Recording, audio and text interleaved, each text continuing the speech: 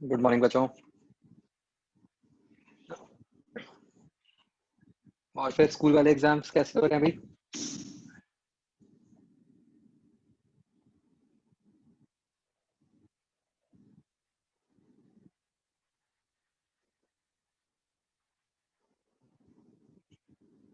पूरी ऑनेस्टी से दे रहे हो?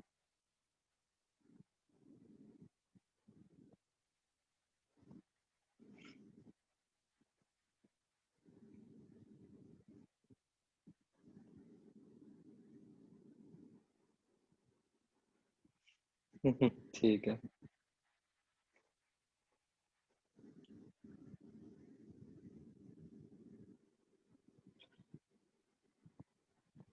आज क्या करना था हमें बच्चों डिस्कस?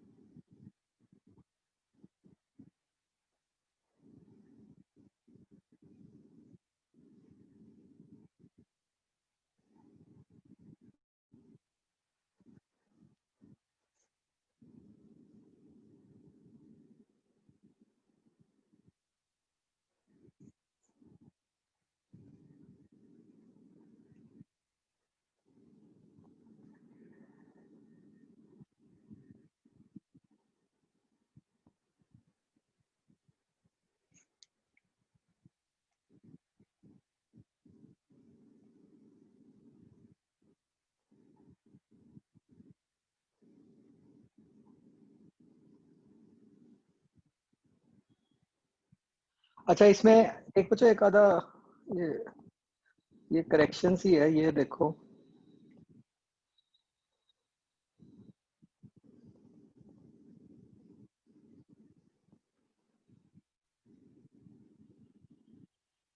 ये जो था 31st क्वेश्चन, इसका आंसर ठीक था।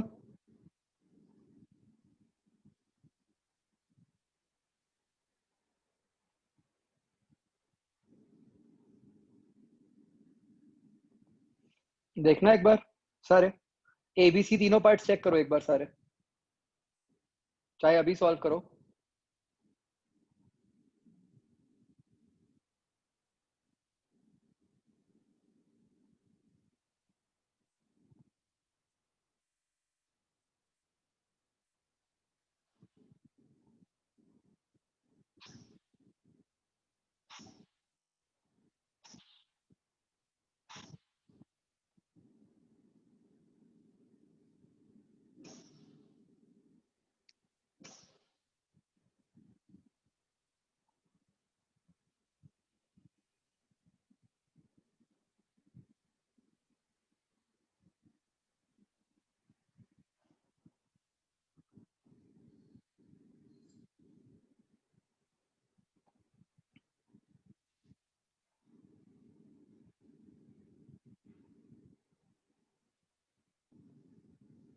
एक बच्चों का एडवांस टेस्ट भी अभी कर लेते हैं डिस्कस,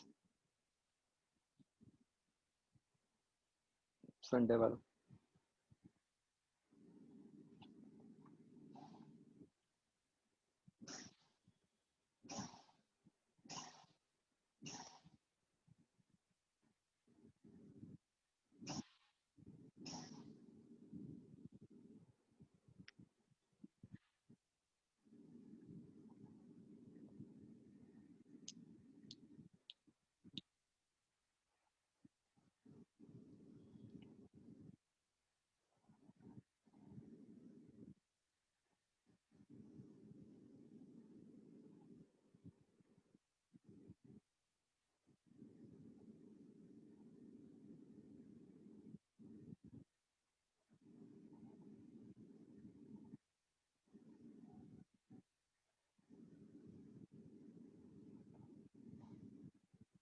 हाँ भाई, करो फटाफट।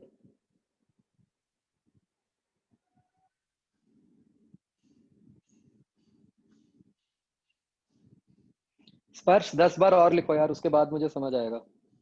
लिखते जाओ, मैं अब देख रहा हूँ।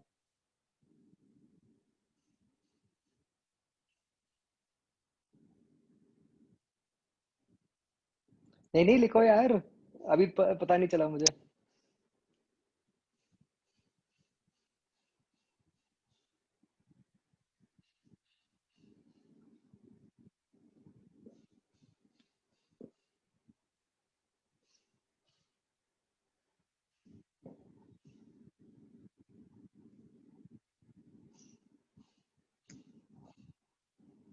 फर्स्ट क्वेश्चन का बच्चों मैंने कहा था आंसर चेक करने को।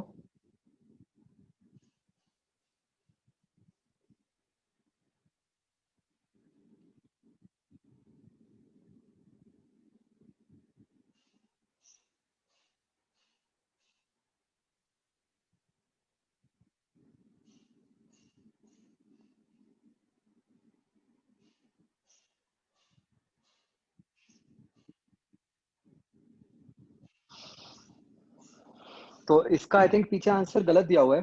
पीछे किसी ने मतलब अपने डिस्कशन में ये किसी ने पॉइंट आउट किया नहीं था समहाउ। ये हुआ था क्या? मुझे नहीं ख्याल। ये ऑप्शन थी, वो तो ठीक करवा दी थी हमने कि क्यों ऐसे हो। एक एक ठीक हुई थी ना, किसी एक पार्ट की, बी पार्ट की हुई थी शायद। ए पार्ट की हुई थी ठीक। अच्छा एक ही हुई थी क्या? अच्छा। फिर बी का तो आर ही गिवन है, बी का आर ही गिवन है, ठीक है। सी का पी क्यू हाँ आर एस गिवन है। हाँ, तो उसमें पी नहीं हो सकता सी के अंदर। तो वही फिर बताना। सी में पी क्यों नहीं हो सकता? देखो एक तो क्वेश्चन में लिखा है कंसिडर ऑल पॉसिबिलिटीज, राइट? तो सी में एस कैसे आ सकता है जब वो इन फेज आ जाएंगे, रेजोनेंस वाला केस। तो सी के अंदर एस पॉसिबल है। और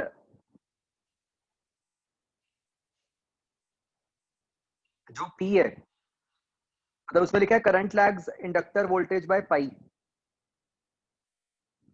तो हमें ये तो पता ही है ना कि इंडक्टर के अंदर तो करंट और वोल्टेज में पाई बाय 2 का होता है फेज डिफरेंस। तो पाई तो आ ही नहीं सकता किसी भी तरीके से, इजंट इट? इंडक्टर के अंदर तो करंट और वोल्टेज पाई बाय 2 ही होता है।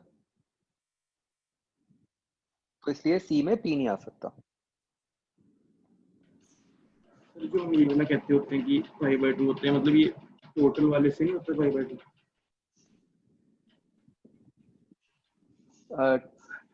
क्या? कि नहीं, जो हम ये कहते हैं कि इंडक्टर के अंदर जो करंट जा रहा है और जो इंडक्टर के अक्रॉस वोल्टेज है उसके बीच में पाई बाय 2 है।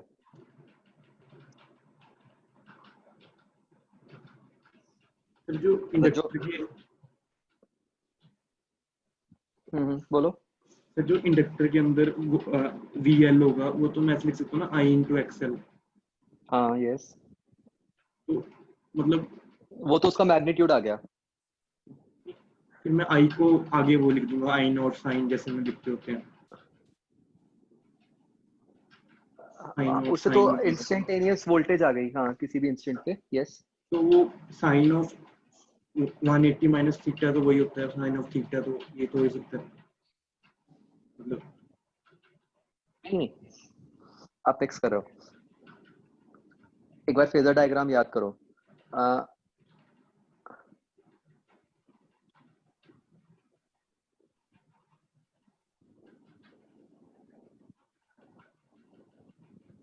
आपका करंट ऐसे था ना, जो इंडक्टर वाली वोल्टेज थी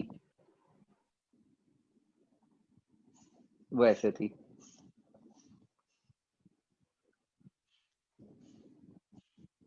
नीचे को डीसी आ गया और ये हमने नेट वोल्टेज शो कर दी थी।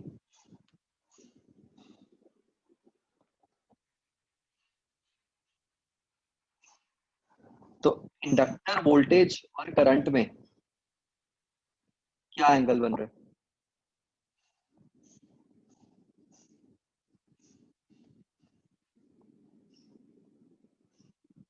इंडक्टर वोल्टेज और करंट में तो हमेशा एंगल पाई बाय 2 ही बन रहा है ना।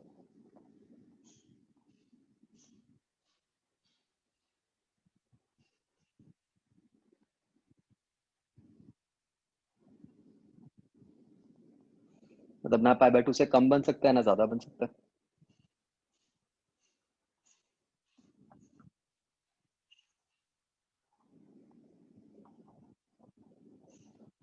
स्पर्श आपको क्लियर हो गया एस क्यों आया?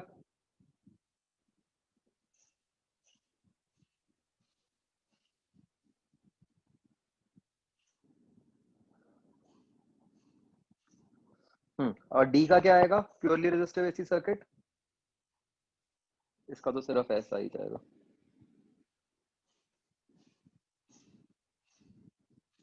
ए के अंदर पी नहीं आएगा। यस।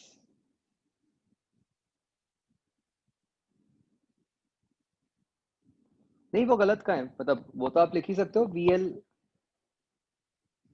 इक्वल टू IXL, उसमें तो कोई गलती नहीं है।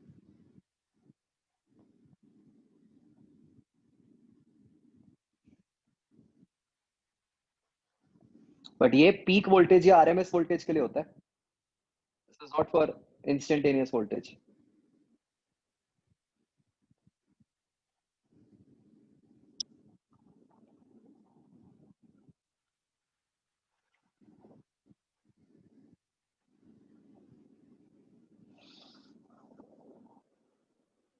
तो पी तो आ ही नहीं सकता किसी भी केस में ना।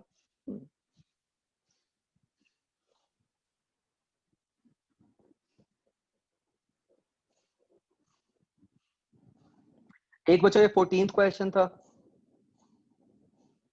इसमें ए और सी दोनों आएंगे, एक बार चेक करो।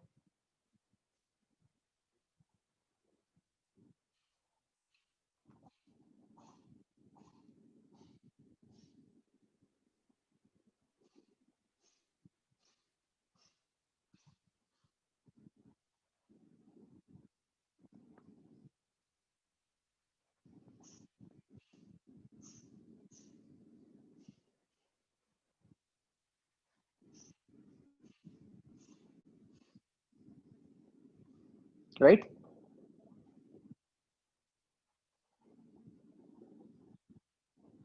ठीक है।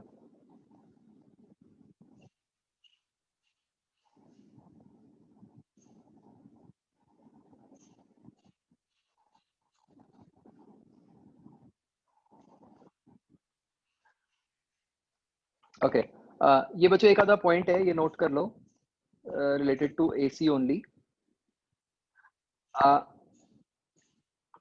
क्या होता है बच्चों, जो पावर स्टेशंस होते हैं वो एक कांस्टेंट पावर पे हमें वोल्टेज या फिर करंट कह लो वो सप्लाई करते हैं। Basically they supply constant power to us. Power station जो भी होगा 1000 वॉट, 1 किलोवाट, 10 किलोवाट, वो हमें एक कांस्टेंट पावर सप्लाई करते हैं। ठीक है। तो मतलब जो अरेंजमेंट होता है वो कुछ इस तरीके का होता है कि पावर स्टेशन से लंबी लंबी वायर्स हैं और आगे जाके एक ट्रांसफार्मर लगा होता है, और उस ट्रांसफार्मर से फाइनली जो भी सिटी है या गली है या जो भी है उसको वोल्टेज मिल जाएगी। ठीक है। आ, तो बच्चों शायद आपने ये सुना हो कि या देखा भी हो रादर कि पावर स्टेशन से जब वोल्टेज सप्लाई होती है वो बहुत ही हाई वोल्टेज होती है। ठीक है, आपने शायद कभी देखा हो, अगर वहां से निकल भी रहे हो कोई ग्रिड वगैरह के आसपास से, वहां लिखा होता है डेंजर हाई वोल्टेज, वो 10,000 वोल्ट और इतना कुछ बड़ी बड़ी वैल्यूज लिखी होती हैं। ठीक है। तो हमारे घर पे तो हमें ऑब्वियसली 220 वोल्ट ही चाहिए, लेकिन पावर स्टेशन जो वोल्टेज भेजता है वो एक बहुत ही हाई वोल्टेज भेजता है। ठीक है। वो आगे जाके ट्रांसफार्मर लगा होता है जो उस वोल्टेज को कम कर देता है। बच्चों फिगर आपके सामने है, एक बार ये निकालने की कोशिश करो कि हाई वोल्टेज रख के क्या फायदा हो रहा होगा।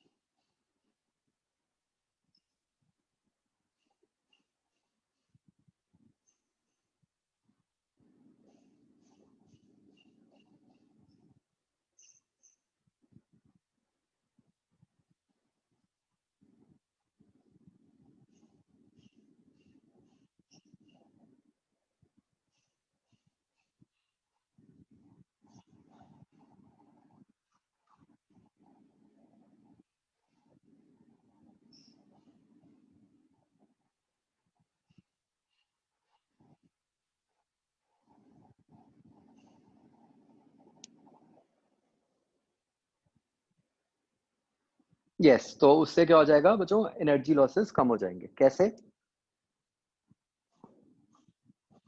ये वायर्स होती हैं लंबी लंबी, राइट, जो पावर सप्लाई स्टेशन से आ रही हैं, तो इनकी रेजिस्टेंस अच्छी खासी हो जाती है। ठीक है, तो अब जैसे मैंने आपको बोला पावर कांस्टेंट है, तो V into I is constant. ठीक है, अब इन वायर्स के थ्रू जो हीट लॉस होना है वो होगा आई स्क्वायर आर। तो ये क्या बन गया, P square by V square into R. तो this is proportional to 1/v²। तो हम जितनी ज्यादा वोल्टेज रखते हैं उतना इन वायर्स के अंदर से हीट लॉस कम होता है। ठीक है, तो इसलिए हम सप्लाई सारी हाई वोल्टेज पे करते हैं, फिर बस मतलब जहां पे एक्चुअली उसकी जरूरत है, मतलब घर पे या जो भी शॉप पे, उसके आसपास ट्रांसफार्मर लगा के उसकी वोल्टेज को कम कर देते हैं। इस तरीके से हम लॉसेस मिनिमाइज कर देते हैं।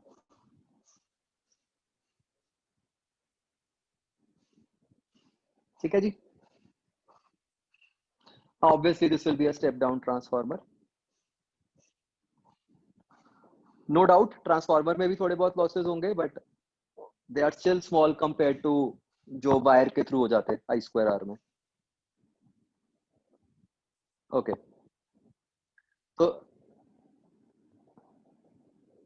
आ, ये बच्चों ये वाला पॉइंट ना बहुत इंपॉर्टेंट है, मतलब ये एक्चुअली एनसीईआरटी में मेंशन्ड है, एंड समहाउ ऐसा है कि ये अभी तक किसी एग्जाम में नहीं आया। ठीक है, तो ऐसे जो टॉपिक्स होते हैं उनसे क्वेश्चन आने का चांस बहुत ज्यादा होता है, राइट, तो इसलिए प्लीज याद रखना है। ओके, नेक्स्ट बच्चों मुझे ये बताओ कि हमने पहले बात की थी, मैंने आपको कहा था कि ह्यूमन बॉडी के लिए एसी डेंजरस होता है, डीसी से फर्क नहीं पड़ता।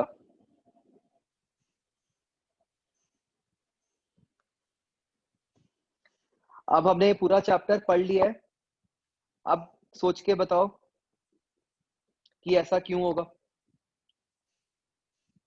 क्या ऐसी प्रॉपर्टी होगी जिससे हम ये कह सकते हैं कि भाई डीसी डेंजरस नहीं है ह्यूमन बॉडी के लिए, एसी है। कोशिश करो।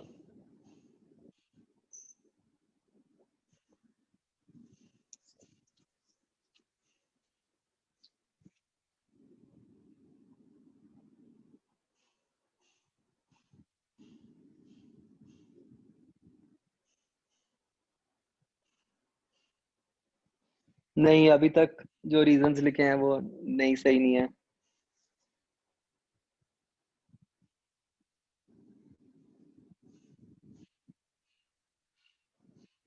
ज्यादा कॉम्प्लिकेटेड सोच रहे हो आप, सिंपल है रीजन।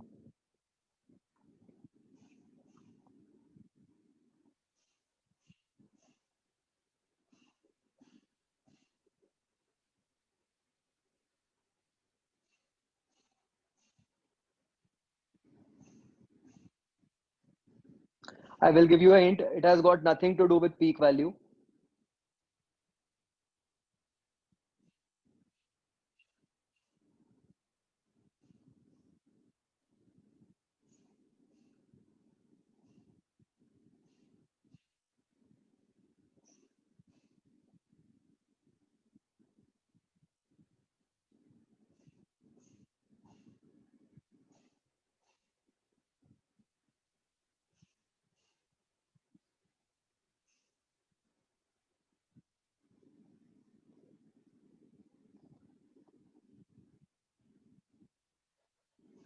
अभी तक कोई रीजन नहीं आया ढंग का।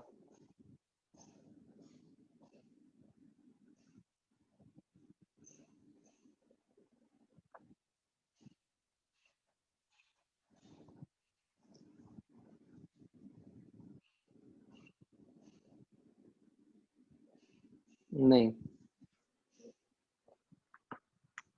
मैं बच्चों बता रहा हूँ, आया नहीं कोई आंसर सही।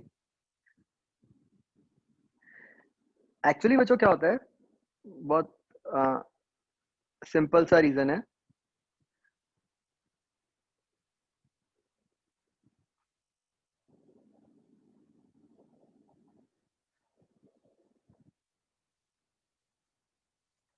ह्यूमन बॉडी जो होती है उसकी रेजिस्टेंस के साथ साथ कैपेसिटेंस एंड इंडक्टेंस भी होती है।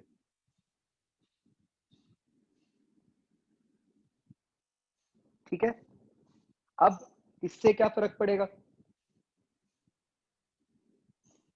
क्योंकि ह्यूमन बॉडी की कैपेसिटेंस भी होती है।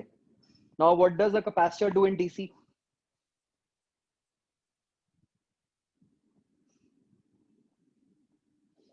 बताओ भाई। Capacitor provides infinite resistance, right? तो उस कारण से ह्यूमन बॉडी डीसी को बहुत लार्ज रेजिस्टेंस प्रोवाइड कर देती है, जिस कारण से जो डीसी करंट की वैल्यू होती है जो ह्यूमन बॉडी के थ्रू पास करती है वो बहुत कम हो जाती है। ठीक है, तो इसलिए कोई इफेक्ट ही नहीं होता।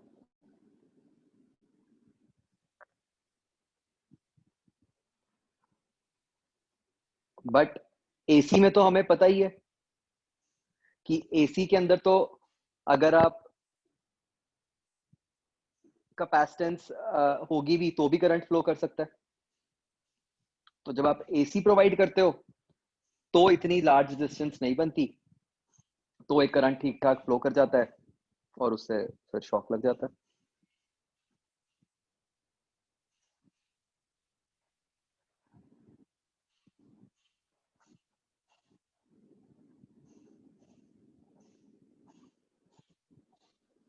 राइट?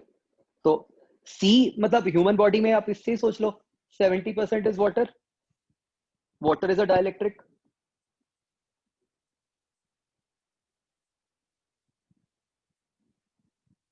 राइट?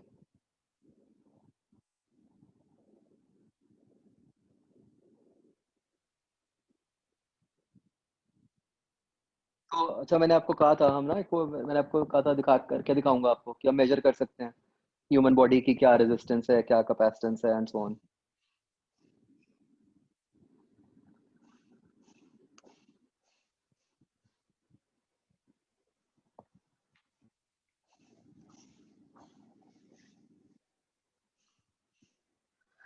ठीक है बच्चों, समझ आ गया ये?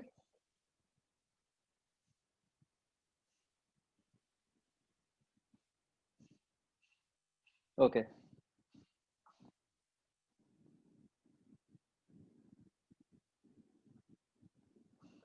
Okay, so this completes this chapter AC now.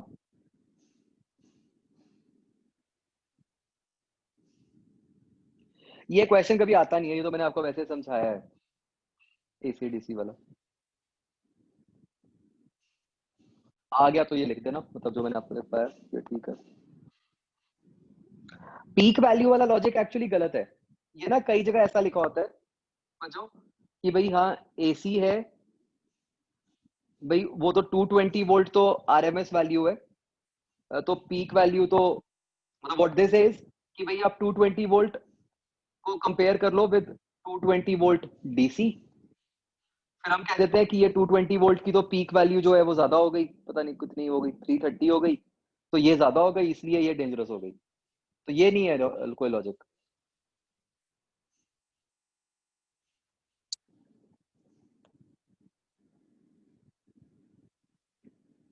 ठीक है, ओके। नेक्स्ट बच्चों,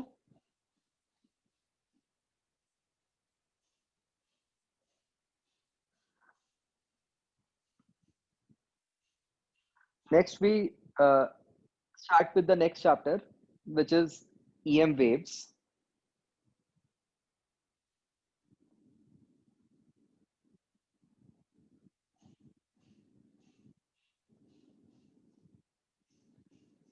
तो बच्चों एक बार इस चैप्टर की सिग्निफिकेंस समझते हैं इन कंटेक्स्ट ऑफ हम किस तरीके से पढ़ते आ रहे हैं सारा कुछ। बच्चों हमने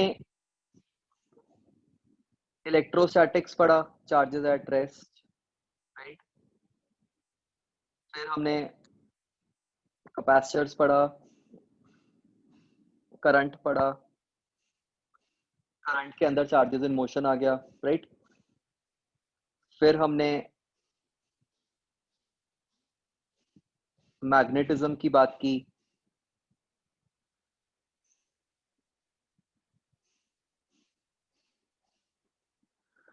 यहाँ पे हमने मूविंग चार्जेस की प्रॉपर्टीज के बारे में बात की, राइट। फिर उसके बाद ईएमआई आ गया, राइट। तो ईएमआई चैप्टर में जाके ये आ गया, हमने देखा कि भाई moving charges produce, changing flux, changing magnetic flux produces electric field, right. या ऐसे कह लें कि चेंजिंग बी प्रोड्यूसेस ई। ये हम फाइनली इस लेवल तक पहुंचे थे, ठीक है बच्चों। ये सारा कुछ जो है हमने तो सारे ऐसे डिटेल्ड अलग अलग चैप्टर्स की फॉर्म में पढ़ा। ये सारा कुछ एक्चुअली कवर हो जाता है अंडर मैक्सवेल्स इक्वेशंस। तो मैक्सवेल ने कुछ 4-5 इक्वेशंस दी थी, ठीक है। मैं वो लिख नहीं रहा क्योंकि वो उनकी मैथमेटिकल फॉर्म थोड़ी कॉम्प्लेक्स ही होती है। ये तो मैं आपको वैसे बता रहा हूँ जस्ट फॉर नॉलेज।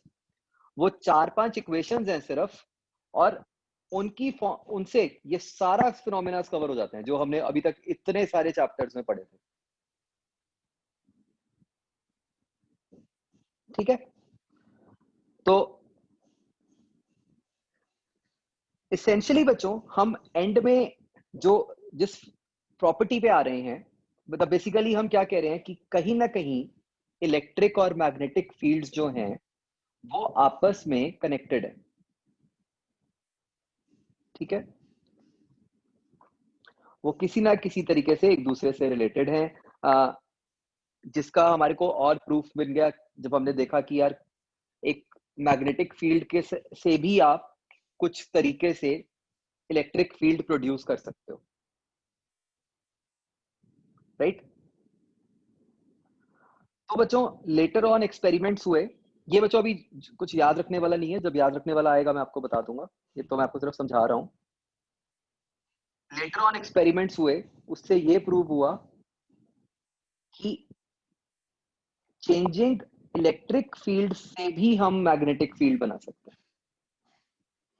अभी ये कुछ नहीं लिखना, ठीक है। तो हम मतलब इससे और ज्यादा उनका आपस का लिंकेज बन गया कि भाई चेंजिंग मैग्नेटिक फील्ड से आप इलेक्ट्रिक फील्ड बना सकते हो, और चेंजिंग इलेक्ट्रिक फील्ड से आप मैग्नेटिक फील्ड बना सकते हो, ठीक। तो यहां से बच्चों ओरिजिन हुआ इलेक्ट्रोमैग्नेटिक वेव का, ठीक है। सबसे पहले ये बताओ वेव का मतलब क्या होता है।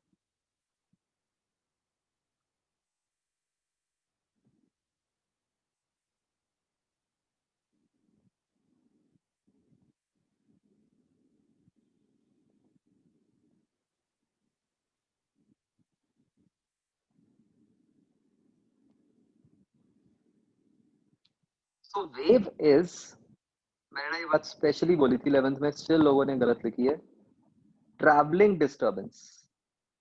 आप में से मैक्सिमम लोगों ने सिर्फ डिस्टर्बेंस लिखा है। मैंने कहा था प्लीज याद रखो सिर्फ डिस्टर्बेंस नहीं है, इट इज ट्रैवलिंग डिस्टर्बेंस, ठीक है। So this can be in the form of energy, right. तो मेन बच्चों जो कंसेप्ट इन्वॉल्व है वो ये है कि हम डिस्टर्बेंस एक जगह पे क्रिएट करते हैं, एंड उसके आगे वो डिस्टर्बेंस अपने आप ट्रैवल कर रही है to any other point, right. उस डिस्टर्बेंस को कोई लेके नहीं जा रहा, राइट।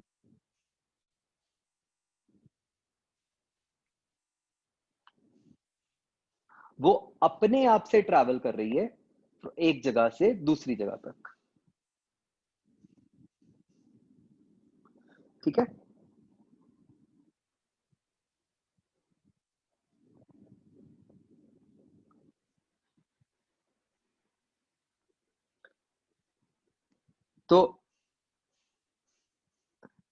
जैसे हम बोलते हैं जब, तो हमने बोलकर क्या किया, सिर्फ अपने माउथ के पास वाले एयर मॉलिक्यूल्स को मूव किया, अब वो अपने आप से अपने आगे वाले मॉलिक्यूल्स को मूव कर रहे हैं एंड सो ऑन करते करते जो आपके ईयर के पास वाले मॉलिक्यूल्स हैं उन्होंने मूव करना शुरू कर दिया। ठीक है ना? तो मतलब the point two understand is कि भाई एक वेव कब प्रोड्यूस होती है, जब मीडियम के अंदर कुछ ऐसी प्रॉपर्टीज हो जिनकी हेल्प से वो डिस्टरबेंस जो है वो अपने आप एक जगह से दूसरी जगह तक बढ़ती जा रही है, खुद से बढ़ रही है। ठीक है, उसको कोई लेके नहीं जा रहा, वो खुद से बढ़ती जा रही है। क्या ये बात समझ आ रही है बच्चों?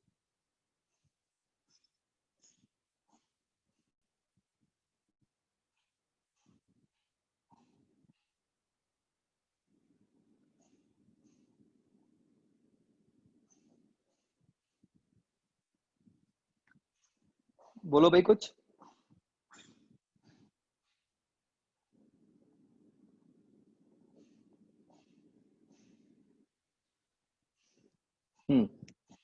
बोलते रहा करो भाई बीच में, यस, वो मुझे ऐसे लगने लग जाता है कि आवाज ही नहीं जा रही।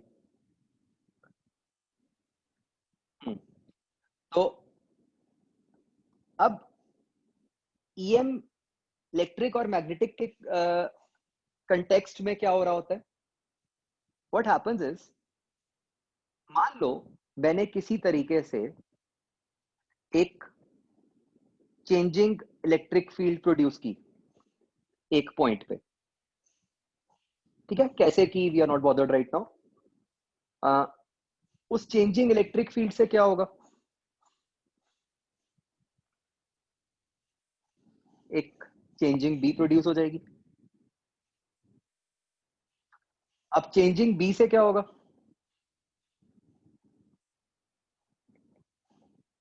फिर से चेंजिंग ई प्रोड्यूस हो जाएगी एंड सो ऑन।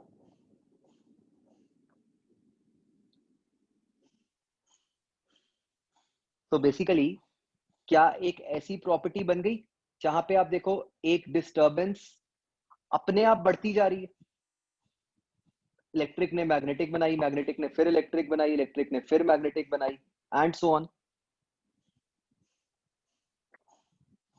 राइट? ये समझ नहीं आएगा, ये मैंने बताया है बस कि ऐसा होता है कि चेंजिंग इलेक्ट्रिक फील्ड भी मैग्नेटिक फील्ड प्रोड्यूस कर सकती है। ठीक है,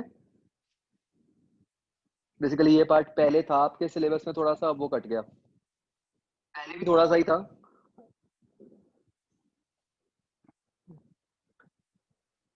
तो आ, ये समझ आ गया बच्चों कि ये जो डिस्टरबेंस है वो ऐसे आगे की आगे ट्रैवल करती जा रही है।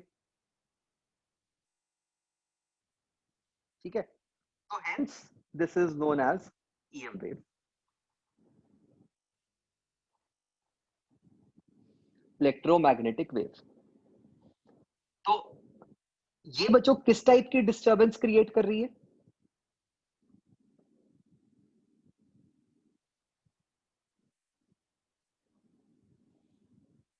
मतलब यहाँ पे डिस्टरबेंस क्या है,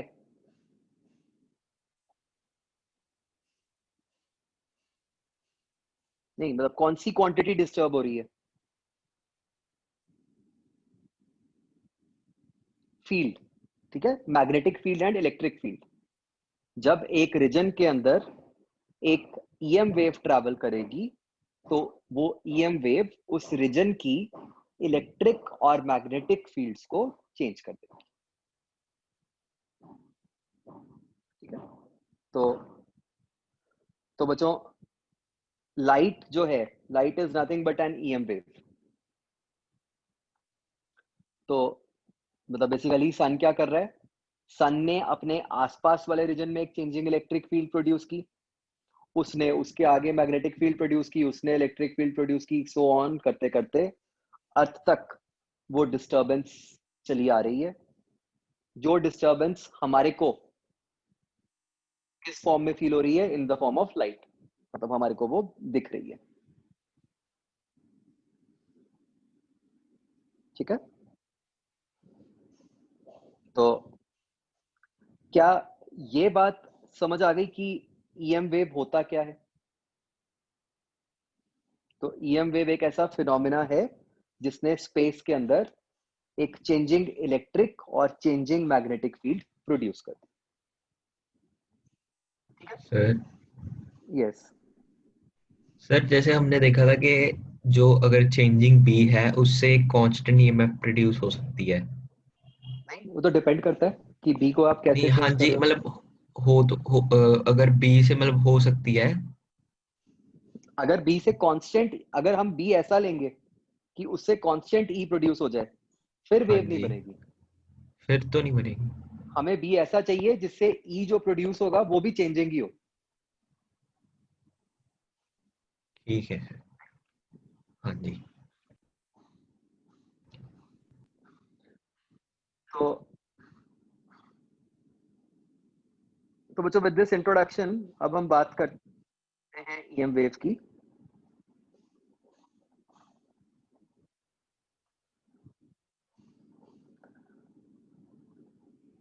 तो ईएम वेव जो होती है बच्चों वो कुछ इस तरीके की होती है।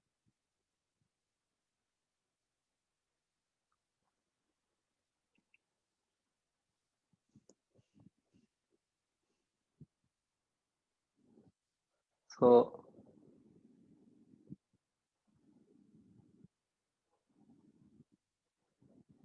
it is a disturbance in the form of changing electric field and changing B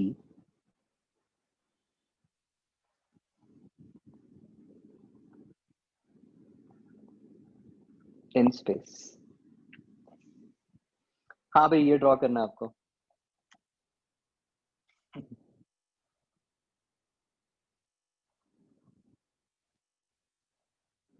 एक बार समझ लो पहले कि ये है क्या, राइट? ये देखने में जो फिगर है it looks a bit complicated.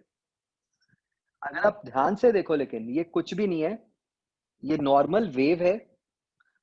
सिर्फ इतना फर्क है कि जो वेव है बच्चों वो दो डायरेक्शंस में है, दो प्लेन्स में, इजंट इट? एक प्लेन के अंदर जो हॉरिजॉन्टल प्लेन हो गया उसके अंदर रेड वाली वेव है, और जो वर्टिकल वाला प्लेन है उसके अंदर ब्लू वाली वेव है,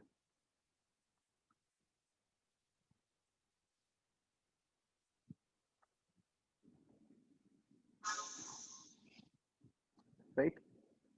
तो ये ड्रॉ कर लो, फिर हम इसकी प्रॉपर्टीज लिखते हैं। बेसिकली इस चैप्टर में हमें करना ही बस ये है कि हमने इसकी प्रॉपर्टीज लिखनी है इन वेव्स की।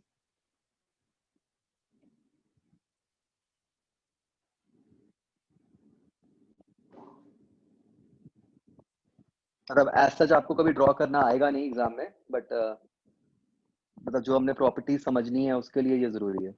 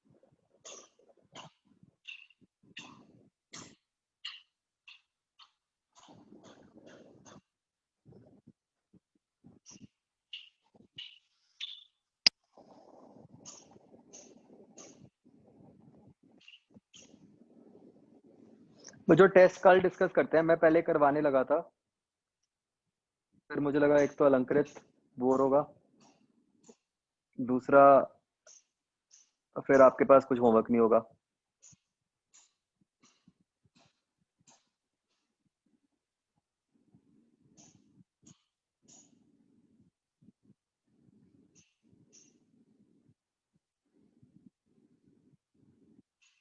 कल लंबी क्लास रखते हैं ना, कल जो डिस्कशंस हैं सब ले आओ, खत्म कर देते हैं कल सब।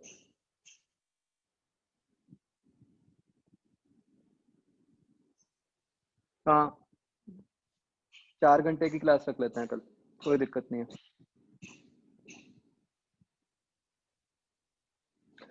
फिजिकल एजुकेशन का एग्जाम प्रैक्टिकल है या थ्योरी है?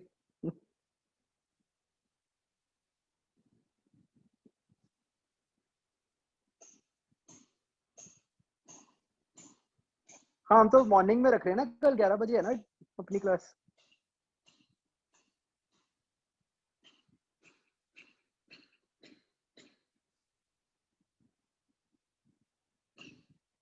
हाँ 2 बजे तक खत्म कर देंगे, 11 से 2 रख लेते हैं।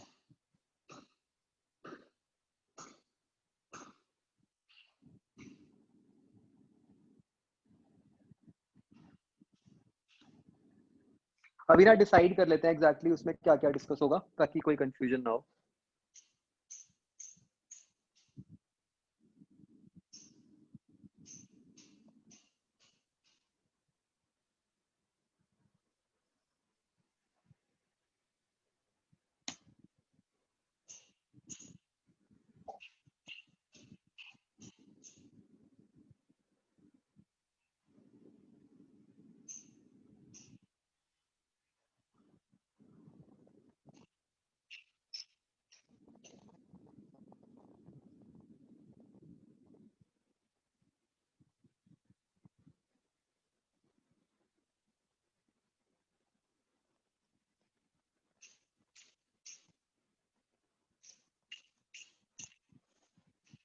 हाँ बच्चों ड्रॉ कर लिया।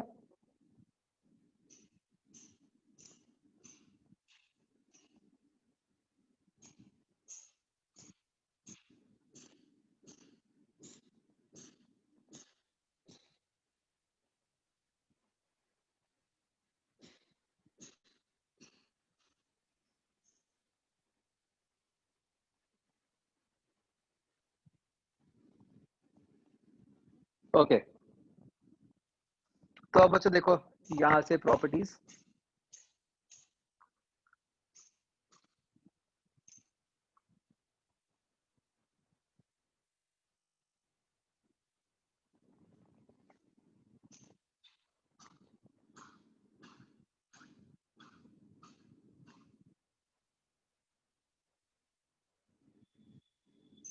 बच्चों जो सबसे पहली और सबसे फंडामेंटल प्रॉपर्टी है बच्चों, आप ये देखो, जो 3 डायरेक्शंस इन्वॉल्व हैं, एक डायरेक्शन है इलेक्ट्रिक फील्ड की, एक डायरेक्शन है मैग्नेटिक फील्ड की, और एक डायरेक्शन है प्रोपगेशन की। बच्चों इसको ना प्लीज ध्यान से समझना। आप ये सोचो कि आज वाले लेक्चर और अगले वाले लेक्चर से पक्का 100% एक क्वेश्चन जेई मेंस में आना है, राइट? तो totally worth it. JEE advance में नहीं है ये चैप्टर, जेई मेंस और नीट दोनों में एक क्वेश्चन आएगा ही आएगा इन 2 लेक्चर्स में से, ठीक है? तो जैसे मैं आपको कह रहा था, 3 डायरेक्शंस इन्वॉल्व हैं बच्चों। एक डायरेक्शन है इलेक्ट्रिक फील्ड की, एक डायरेक्शन है मैग्नेटिक फील्ड की, और एक डायरेक्शन है जिसमें वेव ट्रैवल कर रही है, ठीक है?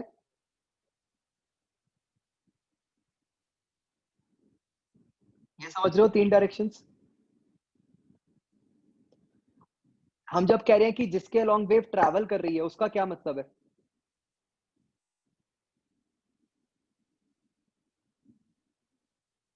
मतलब जिधर जिधर वेव जा रही है, जहां जहां पे वो इलेक्ट्रिक और मैग्नेटिक फील्ड्स को चेंज कर देगी, right?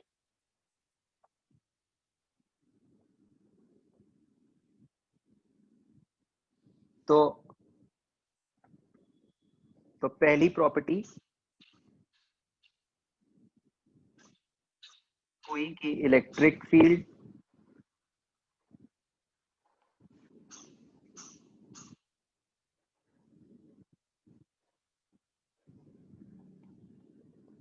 magnetic field and direction of propagation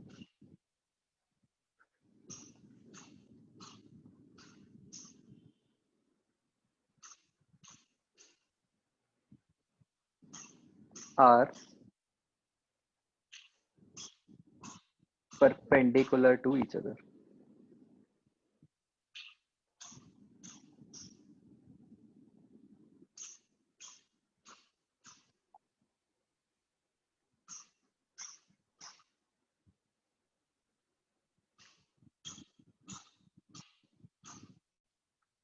तो बच्चों इनमें रिलेशन भी है.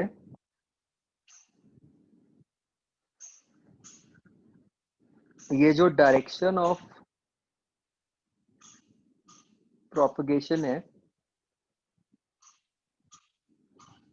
That is along E cross B. देखो फिगर से वेरीफाई करो.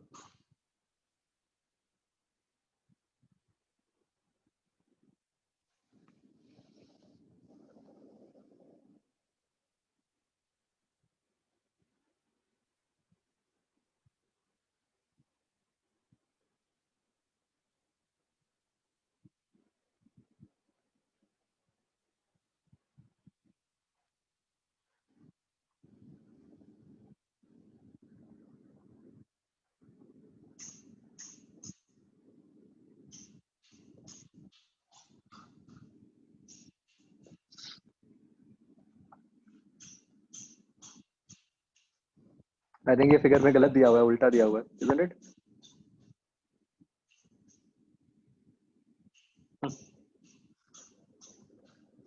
ये चेंज कर लो.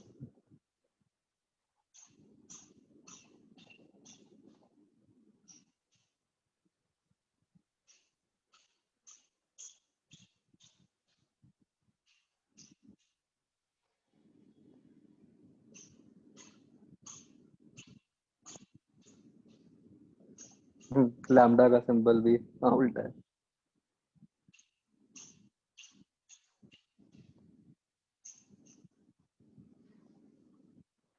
तो आप मतलब ऐसे कंफ्यूज मत होना कि इलेक्ट्रिक फील्ड और मैग्नेटिक फील्ड की डायरेक्शन तो चेंज हो रही है.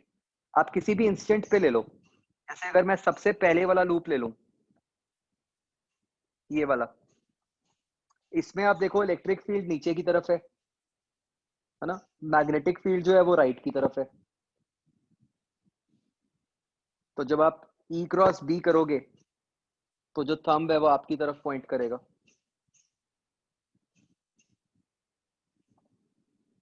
राइट. चाहे उससे अगला लूप ले लो, उसमें इलेक्ट्रिक फील्ड ऊपर की तरफ है, मैग्नेटिक फील्ड लेफ्ट की तरफ है. तो E क्रॉस B जो है वो अगेन आपकी तरफ आ रहा है.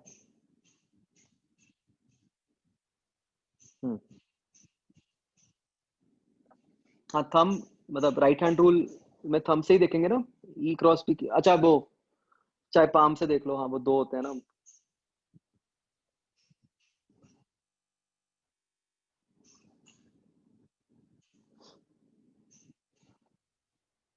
हाँ पाम रूल से पाम की डायरेक्शन देख लो. यस. जैसे थंब को इलेक्ट्रिक फील्ड के अलोंग रखो, फिंगर्स को पॉइंट कर दो टुवर्ड्स मैग्नेटिक फील्ड, तो पाम किस तरफ को पॉइंट कर रहे हैं. ये एरो कुछ नहीं शो कर रहा है. ये एरो तो बस बता रहा है कि भाई कौन सी इलेक्ट्रिक फील्ड है और कौन सी मैग्नेटिक फील्ड है.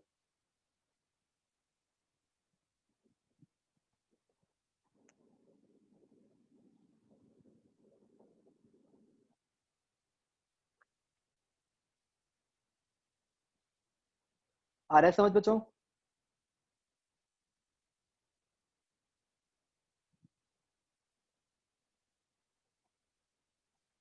Okay.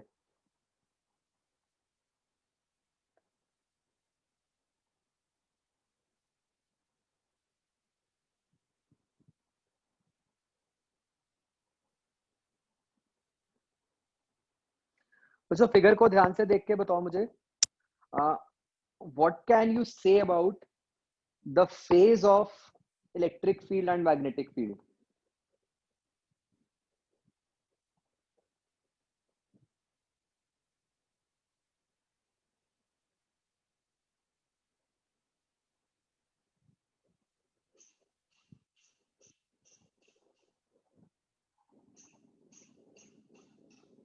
They are in same phase, right?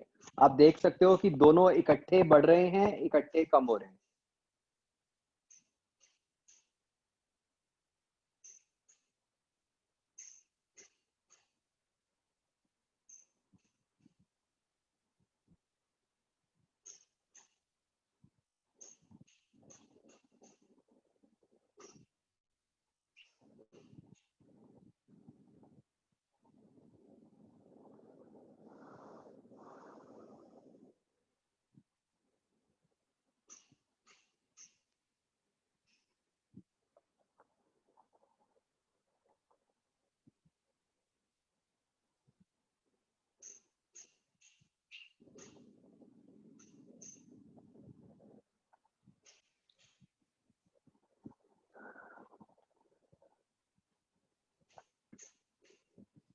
तो बच्चों अब कुछ प्रॉपर्टीज हैं जिनका कोई प्रूफ नहीं है एज सच. तो इट सो टर्न्स आउट बच्चों कि इलेक्ट्रिक फील्ड और मैग्नेटिक फील्ड, जैसे मैंने आपको बोला कि जो ईएम वेव है वो लाइट भी एक तरीके की ईएम वेव ही है, ठीक है. तो वी नो कि एक वेव स्पीड होती है, ठीक है. तो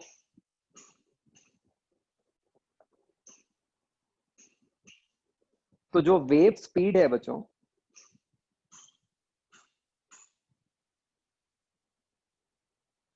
इसको हम डिनोट करते हैं c से, and this is given by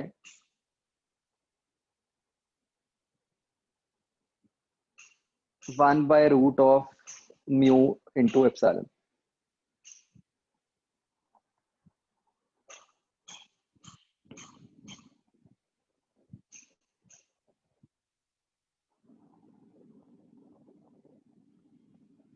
तो वेरी इंपॉर्टेंट रिजल्ट जो सब कुछ रिलेट कर देता है एक तरीके से.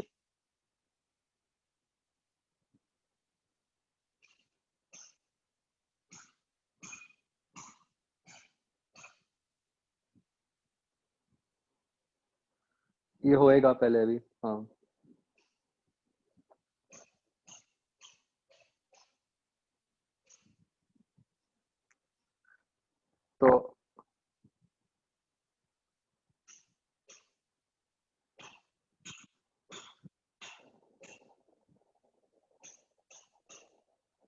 तो बच्चों अगर वैक्यूम हो जाएगा तो c की value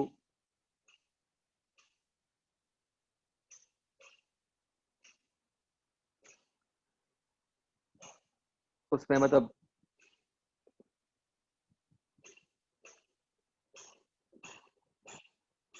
mu naught epsilon not आ जाएगा.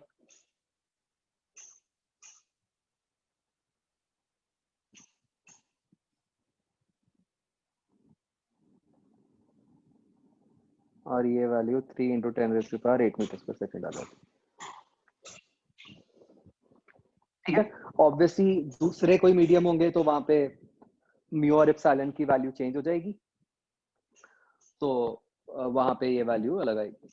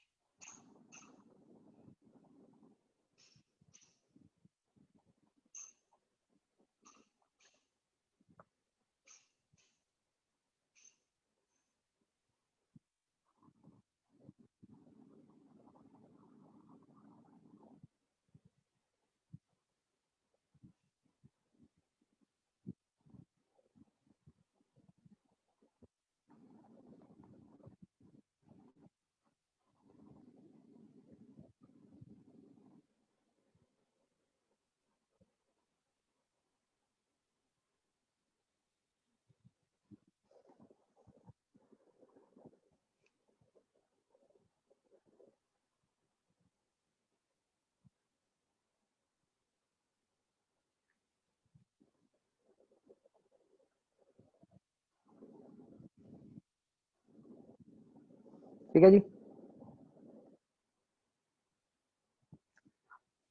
तो बच्चों सी की ये खासियत होती है वेव स्पीड की कि it is not dependent on frame.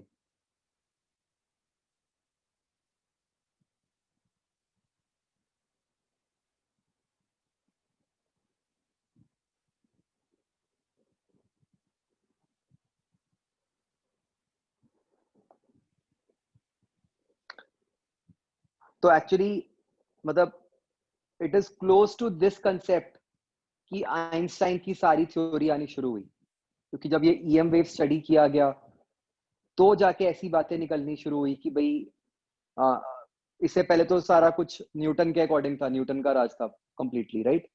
तो जब यहाँ पे आके ऐसा कुछ दिखना शुरू हुआ कि भाई ये कैसे हो गया कि सी चेंज ही नहीं होता, अलग अलग फ्रेम्स में भी अलग अलग है, नहीं होता, तो तो फिर मतलब लगा कि भाई हाँ न्यूटन ने भी जो बताया उसमें भी कुछ गलतियां हो सकती हैं, और फिर एक all together different physics develop हुई जो आइंस्टाइन ने की बेसिकली।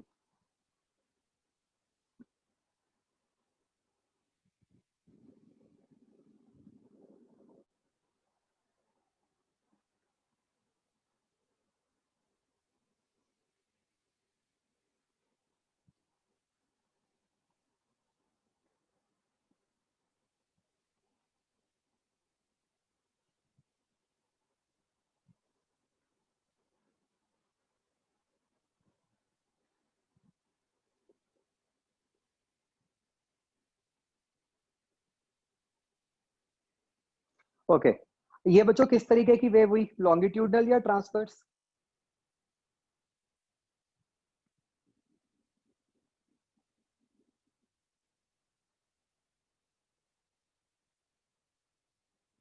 कितने लोगों को याद ही नहीं है कि लॉन्गिट्यूडनल ट्रांसवर्स क्या होता था?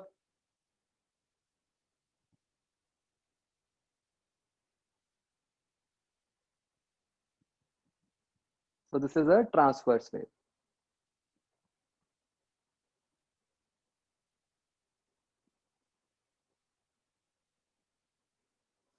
So why? Because electric field और मैग्नेटिक फील्ड के जो डायरेक्शंस हैं वो वेव की डायरेक्शन के परपेंडिकुलर हैं।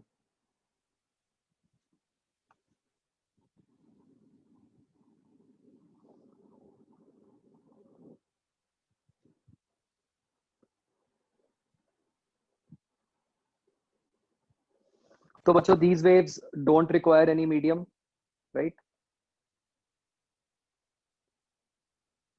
क्योंकि इलेक्ट्रिक फील्ड मैग्नेटिक फील्ड दोनों ही वैक्यूम में क्रिएट हो सकते हैं।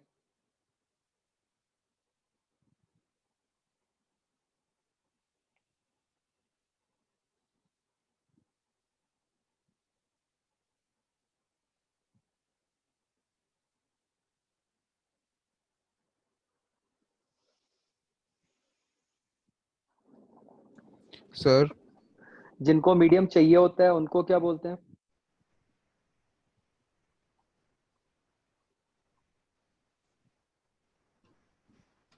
मैकेनिकल। यस, हाँ जी। सर ये फ्रेम्स वाला पॉइंट बता दो एक बार। क्या चेंज क्यों नहीं होता सर? वो तो आइंस्टाइन बताएगा, वो तो मैंने बताया ना आपको, बिल्कुल ही डिफरेंट थ्योरी है। सर अगर particle he speed of light पे ट्रेवल कर रहा है तो कर ही नहीं सकता ट्रैवल। नहीं, मतलब अगर एक फोटो मतलब दो अलग अलग फोटोन्स जा रहे हैं तो उसके लिए लाइट वो रेस्ट पे नहीं होगी, मतलब एक उसके बाद। नहीं होगी ना, आपका फॉर्मूला ही नहीं लगता ना वो वाला वीरेल वाला जो आपने पढ़ा है, वो तो न्यूटन का फॉर्मूला है, यहाँ पे वो सब चेंज हो गया। Okay sir. सर जो डायग्राम है उसमें इलेक्ट्रिक फील्ड की डायरेक्शन कैसे बताई हमने? इलेक्ट्रिक फील्ड मतलब वर्टिकल प्लेन में है। Yes sir. मतलब इसका क्या मीनिंग है कि जैसे ये है, ऐसे है डायरेक्शन,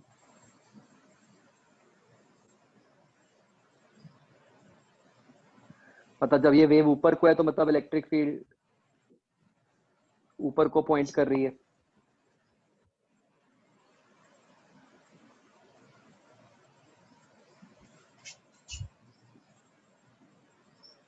सर इस डायग्राम से पता चल रहा है ये ऊपर को पॉइंट कर रही है।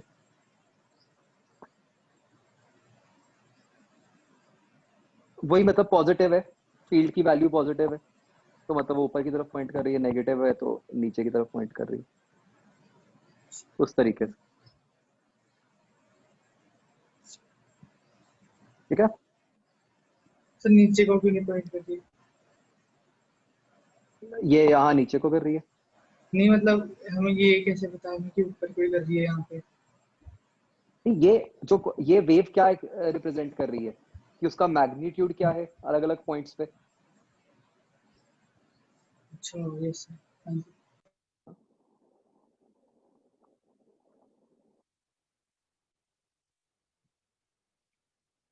तो बच्चों किसी भी इंस्टेंट पर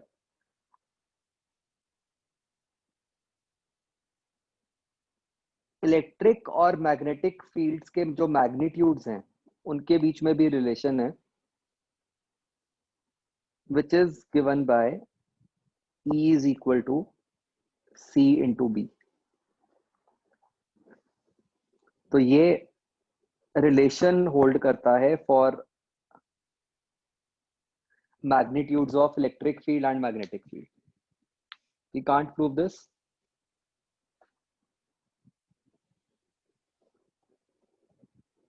Yes, C is wave speed।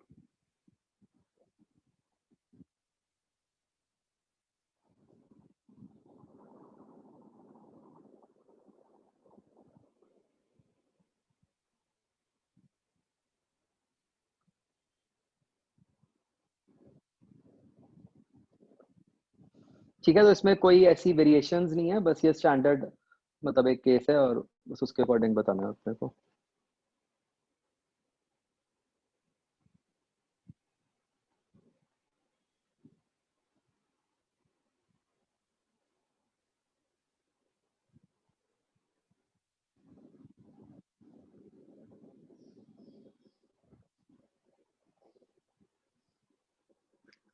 Next बच्चों,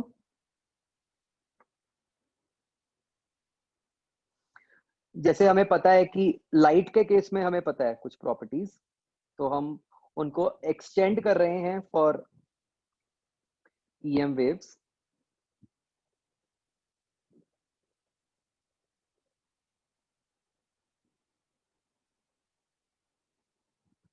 So EM waves can be reflected,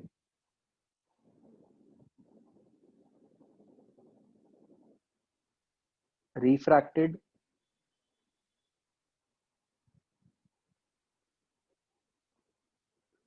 डाइफ्रैक्टेड, ये क्या होता है अभी आगे पढ़ेंगे, एंड पोलराइज्ड। ये नहीं पढ़ेंगे, ये कट गया आपके सिलेबस से।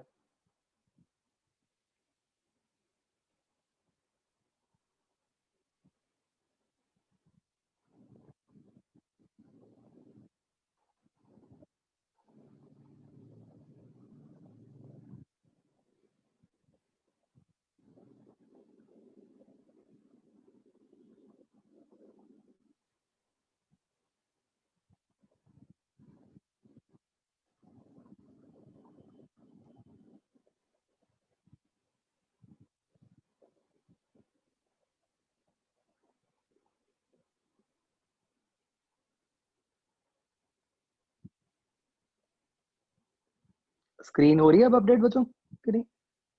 ठीक है।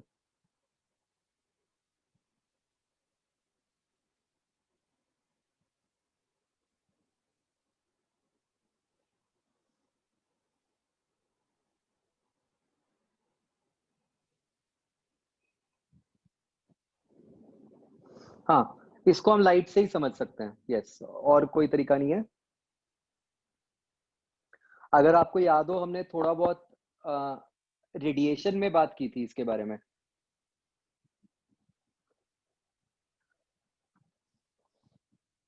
कि radiation is also a type of EM wave. तो हमने समझा था कि रेडिएशंस के केस में भी वो रिफ्लेक्ट हो सकती हैं, रिफ्रैक्ट हो सकती हैं। Remember?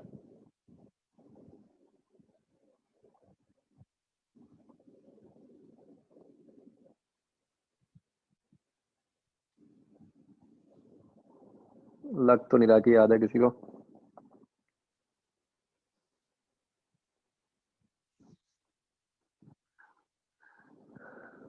Heat chapter, radiation.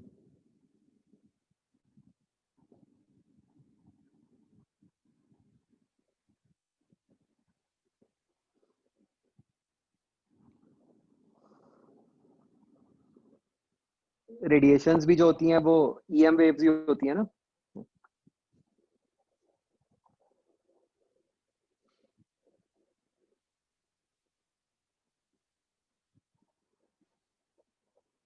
Okay,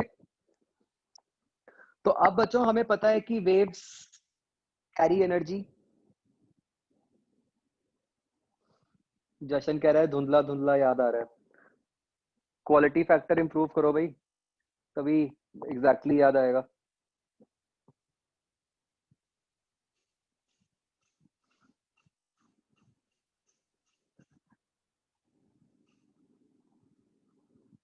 okay, next property बच्चों, हमें पता है कि वेव्स कैरी एनर्जी, राइट। अब यहां पे एनर्जी किस फॉर्म में कैरी हो रही है? In form of electric field and magnetic field. हमें पता है कि electric field as well as magnetic field दोनों में ही एनर्जी स्टोर होती है, राइट। तो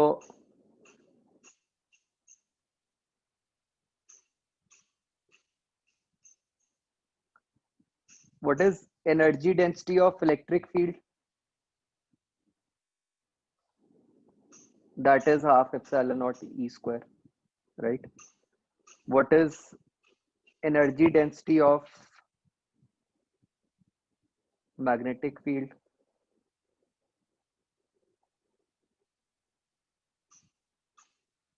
That is B square by 2 mu naught.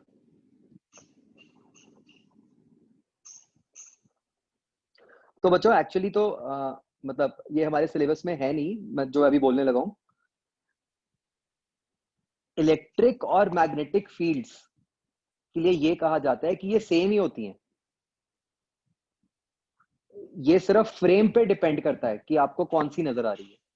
मतलब हो सकता है कि एक फ्रेम के अंदर एक ऑब्जर्वर को इलेक्ट्रिक फील्ड नजर आ रही हो, दूसरे फ्रेम के अंदर दूसरे ऑब्जर्वर को इलेक्ट्रिक फील्ड नजर ही ना आ रही हो और सिर्फ मैग्नेटिक फील्ड नजर आ रही हो।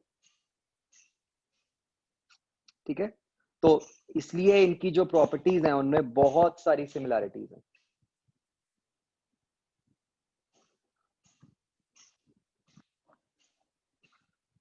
ओके, बच्चों ये जो हमने एक्सप्रेशंस लिखे एनर्जी डेंसिटी के, बेस्ड अपॉन जो हमने ऊपर रिजल्ट्स लिखे हैं उनके बेसिस पे बताओ मुझे कि इन दोनों एनर्जी डेंसिटीज में आपस में क्या रिलेशन है।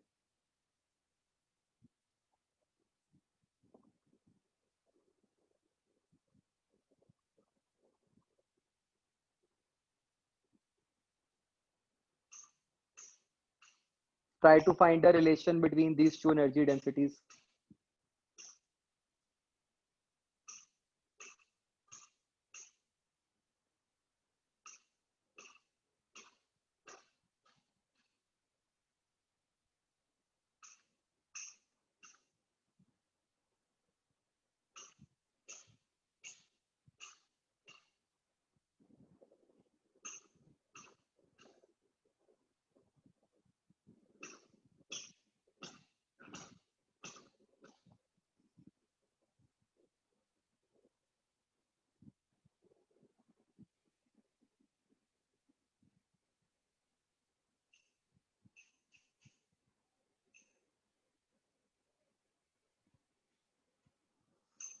ध्यान से करो, बिल्कुल सिंपल है।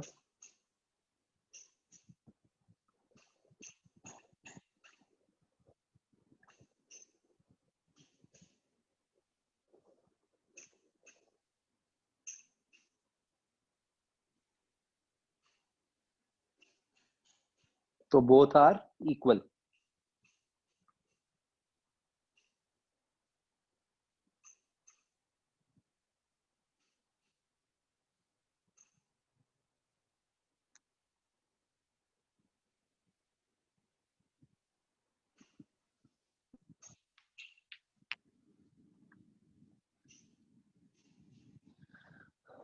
तो बच्चों आप लोग पहले पूछ रहे थे ना ये E equal to C into B कैसे आया, तो एग्जैक्ट प्रूफ तो उसका हम नहीं कर सकते, बट मतलब बस समझने के लिए आपको आइडिया लग सकता है कि बेसिकली जैसे मैंने आपको बताया कि E और B जो हैं ये तो खुद से फ्रेम डिपेंडेंट क्वांटिटीज हैं, राइट, कि दोनों में मतलब कब E दिख रहा है कब B दिख रहा है ये तो फ्रेम पे डिपेंड करता है, लेकिन एनर्जी तो सेम ही होगी दोनों में, है ना, क्योंकि अगर फ्रेम है ऐसा तो नहीं हो सकता कि एक फ्रेम में एनर्जी एक नजर आए एक में अलग नजर आए, टोटल एनर्जी तो सेम ही होनी है। तो उससे आप इस पे आ सकते हो कि हाँ कि एनर्जी सेम है, तो इसलिए E equal to C into B आ जाएगा।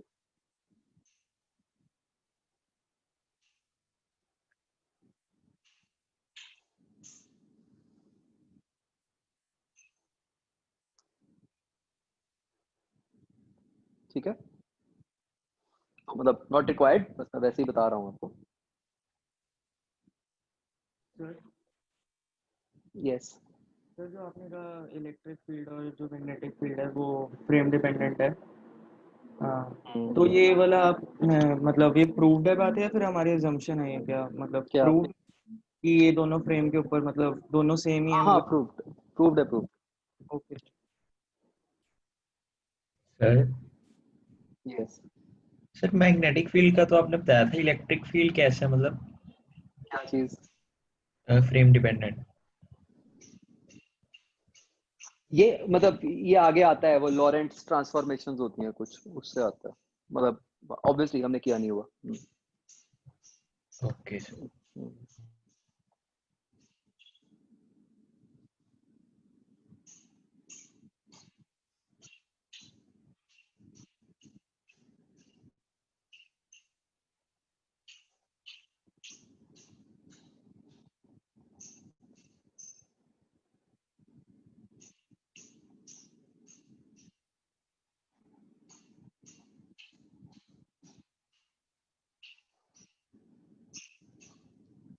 ओके, तो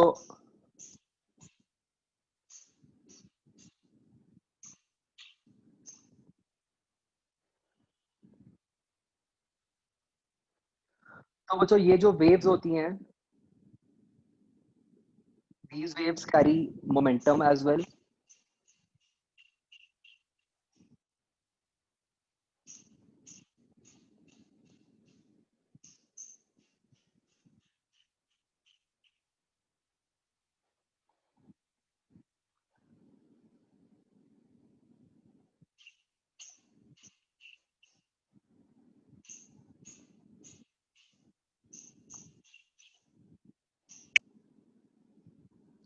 तो अब क्योंकि इन वेव्स का कुछ मोमेंटम होता है, तो जब ये किसी सरफेस से टकराएंगी, ठीक है, तो ये उसके ऊपर कोई ना कोई फोर्स एक्सर्ट करेंगी।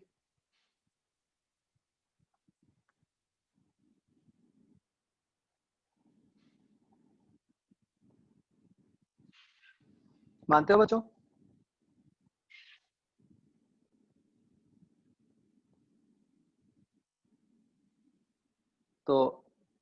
तो इसलिए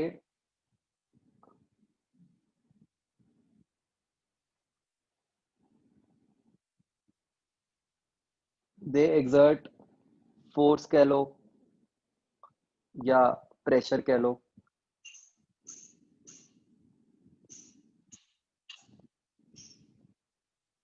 ऑन एनी सरफेस। तो प्लीज इसको ऐसे मत कंफ्यूज करना कि मोमेंटम कैसे आ गया, इनका कोई मास है क्या।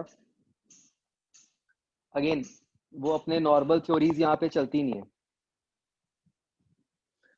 ये थोड़ा डिफरेंट हो गया, राइट। ये अजीब लग रहा है सोच के कि लाइट हमारे ऊपर फोर्स कैसे लगा सकती है। मैं आपको एक दिखाता हूँ बच्चों, डेमोन्स्ट्रेशन।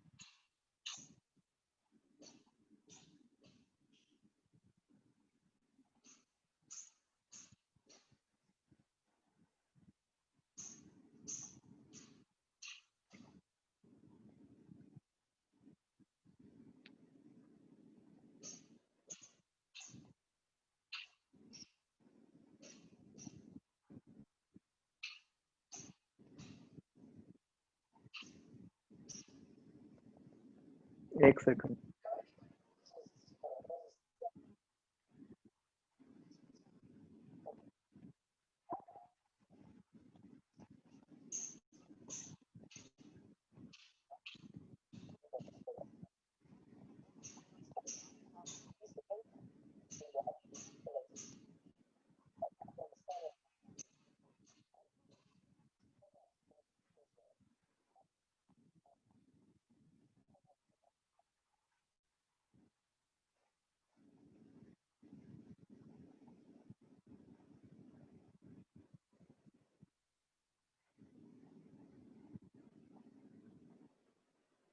हाँ, आवाज अभी नहीं आ रही क्योंकि मैं कुछ बोल नहीं रहा। एक सेकंड में ढूंढ रहा हूँ जो मैं आपको दिखाना चाहता हूँ।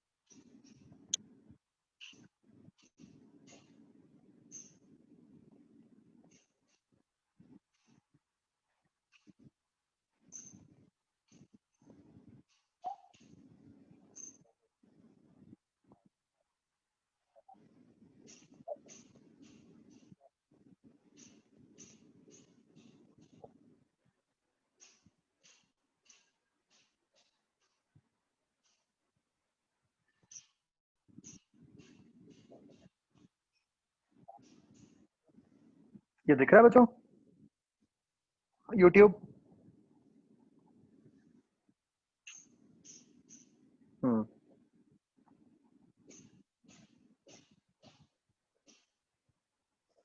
ये देखना, When we talk about the quality of sort of conventional diamonds, there are ये बेसिकली बच्चों पूरा सेटअप है। ये लेजर बीम्स लगाई हुई हैं बहुत सारी, ठीक है। तो मतलब इस फिनोमिना को कहते हैं लेजर लेविटेशन। लेविटेट करना मतलब उठाना। तो हम सिर्फ लेजर बीम की हेल्प से कोई बॉडी को उठा four रहे हैं। C's. There's color, cut, clarity. And nanocrystals, what we like, look very nice. Our diamonds, we like them to be in some sense colorful because this is the light that we measure that comes back. One of the reasons that we're interested in this research is that the position of the crystal in the trap is a very sensitive probe of forces in its environment. And so friction is a force we're all familiar with. When we walk, our sneakers feel friction with the road. Cars drive because of friction between the tire and the street. What we don't understand is what happens if we shrink things down to very, very small सुनने की जरूरत नहीं है, बस देख लो। scales and how friction operates on objects. And the reason this is important is technology continues to shrink down to these length scales. We need to understand how the environment will interact with the devices that we're making. A production of the University of Rochester.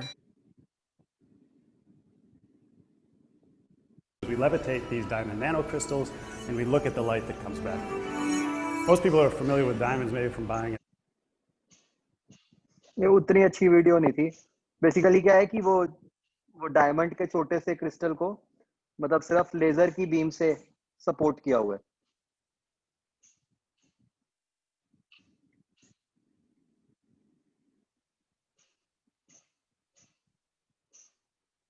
मैंने पहले ढूंढी थी, एक और बड़ी अच्छी video थी, मैं दिखाऊंगा आपको। तो yes, light does exert force on us, ठीक है। उस फोर्स का मैग्नीट्यूड बहुत छोटा सा होता है, बट फोर्स एक्सर्ट होती है।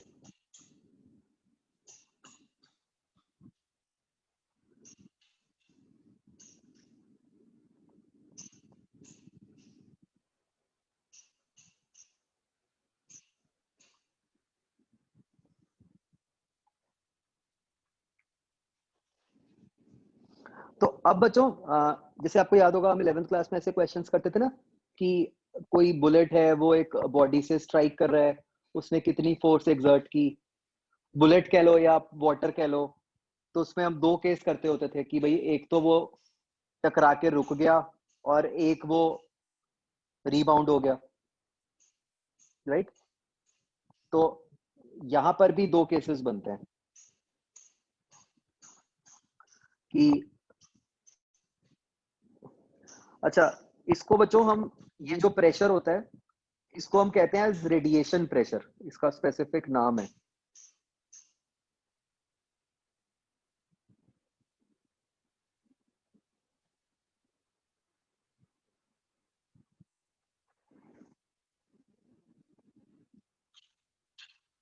यस, तो हमें पता है कि रीबाउंड के केस में तो सीधा ही होता है कि वो 2 टाइम्स कर दो ना।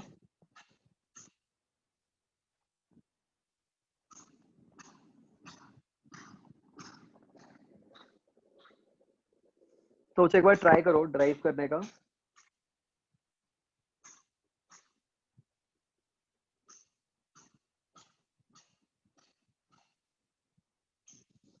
ये ऐसे एक बीम ऑफ लाइट है जो इस सरफेस के ऊपर स्ट्राइक कर रही है, और मतलब मान लो कि सरफेस इसको एब्जॉर्ब कर लेती है, मतलब कि ये एक तरह से रुक जाती है, रीबाउंड नहीं कर रही।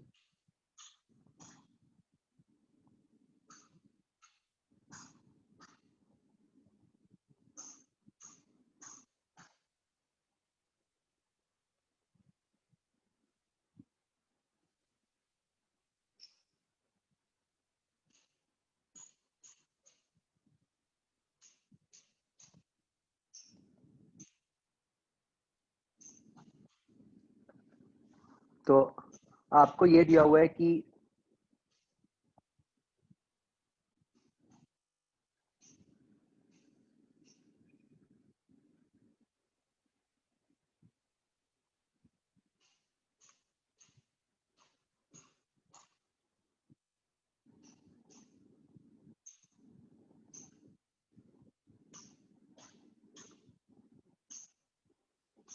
waves transfer u energy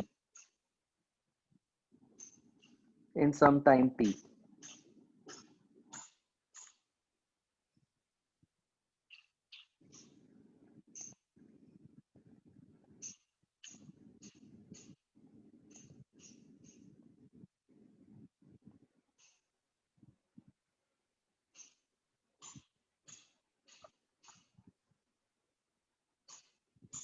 ठीक है, आपको बताना है कि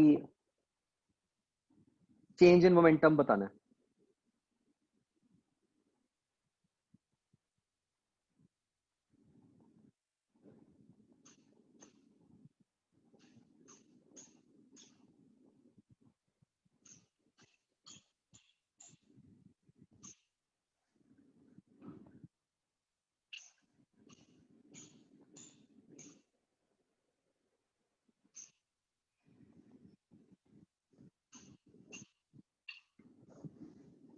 मतलब यू आर गिवन की waves transfer you energy in time T, तो आपको बताना है कि इतने टाइम में चेंज इन मोमेंटम कितना हुआ।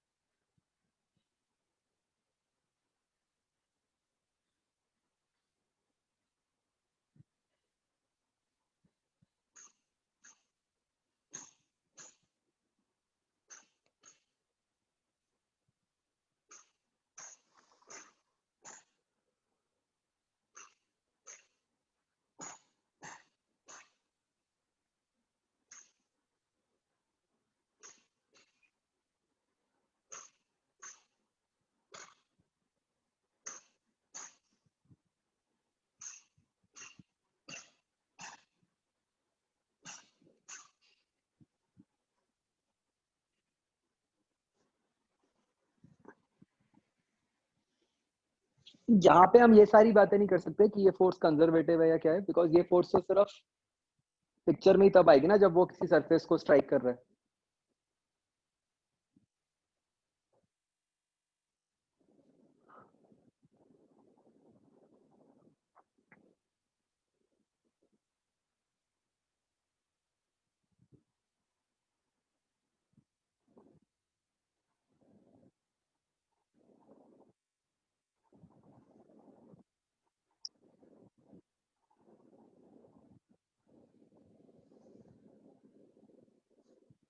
राम ठीक है।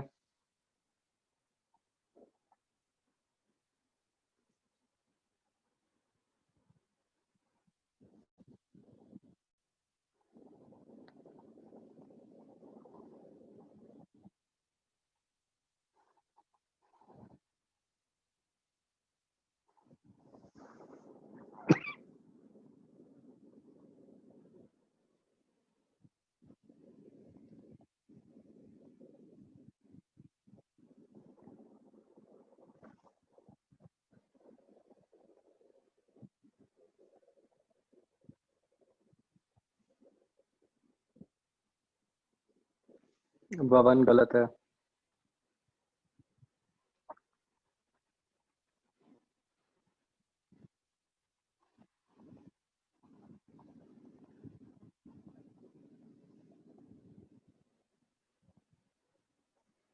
चलो एनीवेज बच्चों ठीक है, कल यहाँ से करेंगे कंटिन्यू।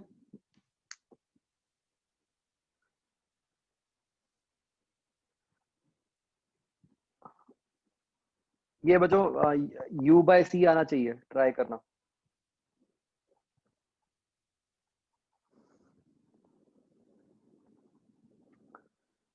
कल बताओ क्या क्या डिस्कस करना है।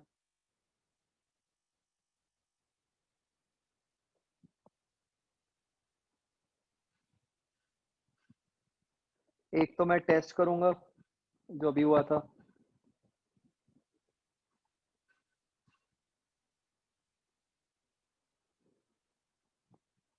Magnetism 3B।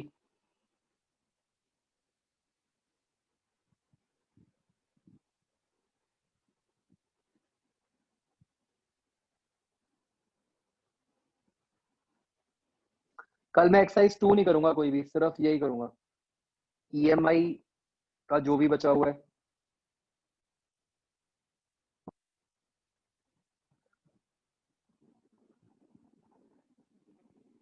AC भी कर ले पूरा।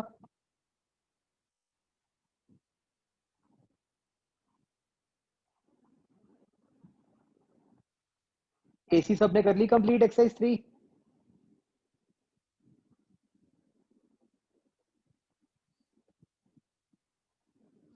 चलो 3A कर लेते हैं कल, ठीक है।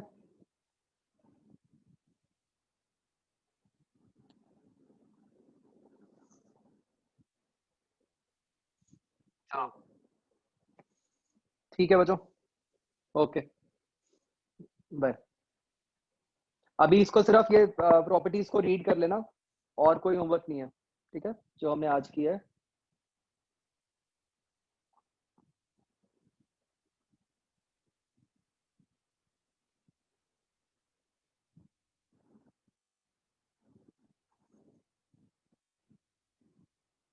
ये अगर कंप्लीट कल नहीं हुआ ना 2 बजे तक, तो फिर रात को कर लेंगे कंटिन्यू 10 बजे, ठीक है। बट कल कंप्लीट कर लेंगे इसको।